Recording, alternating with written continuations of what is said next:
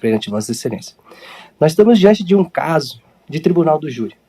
Eu gostaria que a gente pudesse, nesses 5 minutos que eu vou fazer minha sustentação, adentrar aos pontos que eu vou trazer aqui.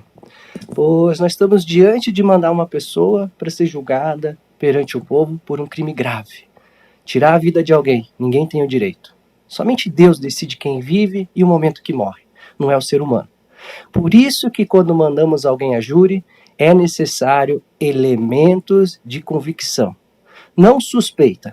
Pois bem, aqui nós estamos diante de um caso, Vossas Excelências, que atribui a minha cliente Dilmara, que eu falo aqui exclusivamente pela Dilmara, uma mulher que eu pude conhecê-la, que eu tive a honra de conhecer, porque sim, ela tem um bom coração, ela tem uma família, é deficiente, perdeu a perna num acidente, e a acusação diz que ela teria ordenado essa execução. Pois bem, o primeiro ponto da denúncia é que ela ordenou. O segundo ponto foi que ela cedeu a arma do crime. E a terceira, que haveria um motivo de vingança em relação de drogas. Diante de tudo, vamos olhar cada ponto. Primeiro, o motivo sobre as drogas. Não há uma investigação contra ela. Não há um boletim contra ela. Não há uma testemunha que traz um elemento, tirando a testemunha sigilosa, claro que nós já vamos falar dela, que traga qualquer situação relacionada ao tráfico. Por outro lado, no processo, existe que o outro réu, Johnny, já foi esfaqueado pelo Josemar, que foi a vítima. Ou seja, se existisse, então, algum motivo de rixa entre eles, poderia ser em razão dessa facada que o Johnny levou pelas costas. E se, então, esse é o único motivo trazido para o processo, isso deveria ser sido considerado. Tanto que já é pacificado na jurisprudência, se existir uma pré-existência de briga entre as partes, não se fala de meio que dificultou a defesa da vítima. E esse é o único elemento que tem no processo. Outra situação, ela teria fornecido a arma do crime. O que acontece? É dito que a sua filha, Natiele, entregou a arma para o Johnny. Veja bem, se o Ministério Público acreditasse nisso, desembargadora Cássio, a Natiele tinha que ser uma das réus, porque ela teria entregado a arma. Ou seja, não tem no processo nenhuma prova que a Natiele entregou essa arma, porque se tivesse, ela teria sido denunciada também.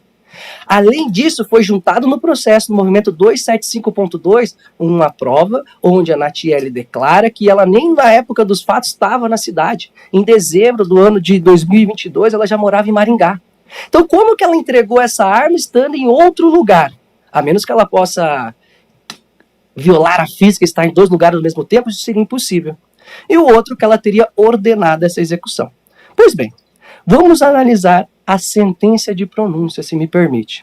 Na página 11, peço permissão para ler, que a juíza diz assim: a prova de materialidade delitiva e fortes indícios de autoria apontam que o réu executou. Mais para frente, e a ré, como autor intelectual, entregando a arma para o réu, execução do delito. Vamos lá. Então ela entende que ela foi autora intelectual, mas cadê alguma prova? Se ela é autora intelectual, ela tem domínio do fato. Então ela deveria ter domínio do fato de como foi o meio de execução, como foi tudo, e não tem uma prova de que ela teria dado essa ordem. Vamos lá, mas foram excluídas mensagens do processo, a gente nem pode citar nisso porque foi legal. Porém, essas mensagens que tinha lá, não tinha nenhuma ordem, tinha ela recebendo a notícia que ele morreu e dizendo que ela não gostava dele. Nada além disso dessas mensagens. Vossa Excelência tiveram acesso aos processos. Comemorar a morte de alguém não quer dizer que ela executou. Comemorar é um fato posterior e não anterior de premeditação dessa morte. Mas nós nem podemos citar esses autos porque nós excluímos do processo, então são provas ilegais. Mas então apenas fazendo referência ao que a juíza já fez e tem que ser excluído do processo, porque olha só, a prova é ilegal, eu não posso usar. Mas eu vou usar o relatório do delegado que faz menção? Não. Aqui eu não vou adentrar muito profundamente, porque o próprio parecer da Procuradoria é para tirar esse relatório, então entendemos que seja pacificado esse entendimento. Partindo para a página 12, então, aqui da nossa sentença. Nota-se que, além de produzido extrajudicialmente, há o relato judicial da testemunha sigilosa, que afirmou ter presenciado o réu disparando com arma de fogo e contra a vítima e contra a minha cliente, que a denunciada teria sido a mandante de um crime, uma vez que já teria ameaçado o ofendido.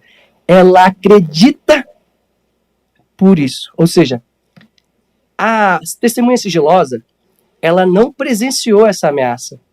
Ela também é uma testemunha de ouvir dizer dessa ameaça. Chegou aos meus ouvidos de que ela já ameaçou o réu. E aí, Vossa Excelência, claramente foi aplicado em dúvida para societar aqui, eu peço permissão para discordar do meu colega que disse que ela não citou, mas ela citou, como eu vou mostrar claramente isso no processo, tá? E os outros depoimentos seriam os depoimentos policiais, mas os policiais chegaram depois, então obviamente é testemunho de ouvir dizer também. Não tem como dizer que o policial pode afirmar com veemência, porque ele também foi de ouvir dizer. E esse ouvir dizer também é da testemunha sigilosa, ou seja, veja bem, toda a denúncia contra a minha cliente Dilmara é do testemunho dessa testemunha sigilosa. É do testemunho da testemunha sigilosa que é prima do acusado. Essa testemunha sigilosa diz: o réu me disse uma vez que ela já teria o acusado. Tá, nós sabemos que a comunicação tem pontos de falha. Às vezes a gente quer dizer uma coisa para uma pessoa, ela diz outra. Esse ameaçar foi porque ela correu para cima dele? Foi porque ela tentou bater nele? Ou ela disse, vou te matar? Isso foi uma, duas vezes? Quantas vezes? Ela não sabe dizer. Ela diz que acredita ser Dilmara a mandante porque ouviu dizer que ela já ameaçou. E aí, Vossa Excelência, ouvir dizer que alguém já ameaçou é uma prova para se mandar a júri alguém? Porque esse é o único elemento contra a minha cliente. E eu peço permissão, então, para citar o recurso especial 209-1647, que o meu colega Walid citou aqui, quando ele disse sobre Pilatos. Eu gostaria de aprofundar um pouco mais para a gente ver como é perigoso o tribunal do júri. Eu não sei a religião de cada um aqui, mas nós temos uma cruz aqui, acredito do cristianismo, todo mundo sabe o que é, e da história de Jesus. Não estou comparando ninguém a Jesus porque ele é incomparável, eu não estou falando da fé de cada uma. Eu estou dizendo do ensinamento que o julgamento de Jesus traz para a gente. Coloca-se um homem perante uma sociedade, diz que ele cometeu crimes sem um advogado. Nós não podemos negar que o julgamento de Jesus foi um julgamento, onde ele teve uma pena, que foi a crucificação, e ele respondeu o processo todo sem advogado. Olha como é perigoso. Alguém sendo acusado sem advogado, até Jesus pode ser condenado. Mas por quê?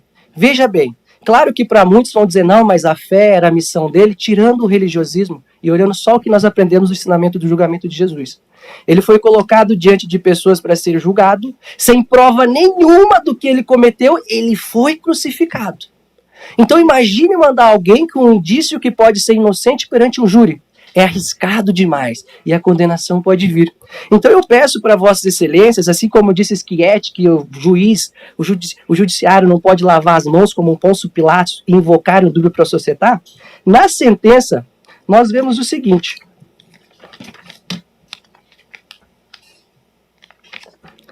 Indo para o final,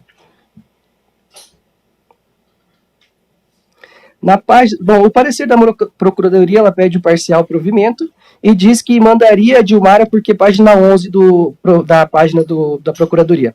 Assim, para fins de pronúncia, em caso, interessa apenas que uma das testemunhas reconheceu Johnny como autor do disparo e apontou Dilmara como mandante do crime, visto que ela ameaçava o ofendido. Ou seja, claramente, a única coisa que manda Dilmara para esse júri é a informação que ela já teria ameaçado o réu.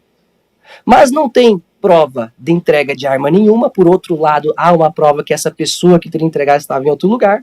E a pergunta que fica é, dizer que alguém ameaçou uma pessoa e ela morrer, sendo que essa pessoa sequer presenciou essa ameaça, é suficiente para mandar a júri?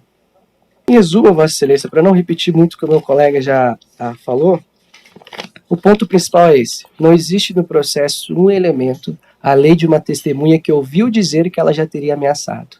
E eu entendo que o fato de alguém poder ou não ter ameaçado alguém não é uma prova cabal ou necessária para se mandar a júri.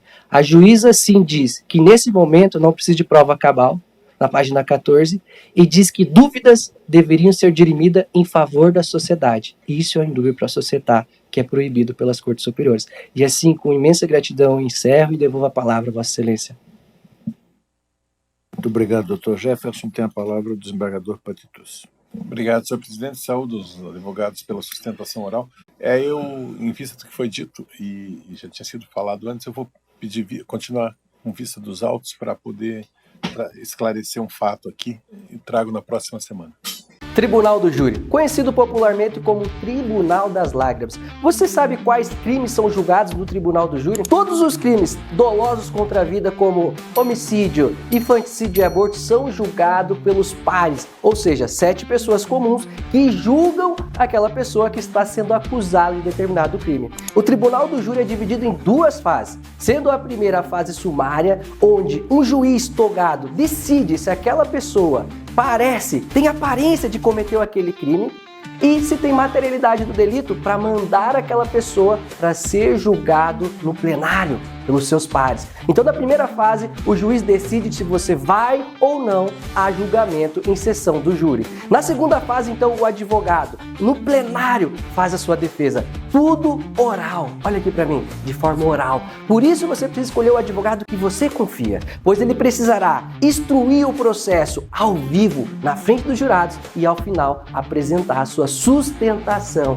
a sua peroração de forma oral, na frente de todos os jurados, e precisará convencê-lo da sua tese. Se você ou algum parente está passando por um julgamento em processo tribunal do júri, procure um especialista. Meu nome é Jefferson Silva, eu sou advogado criminal atuante no Tribunal do Júri.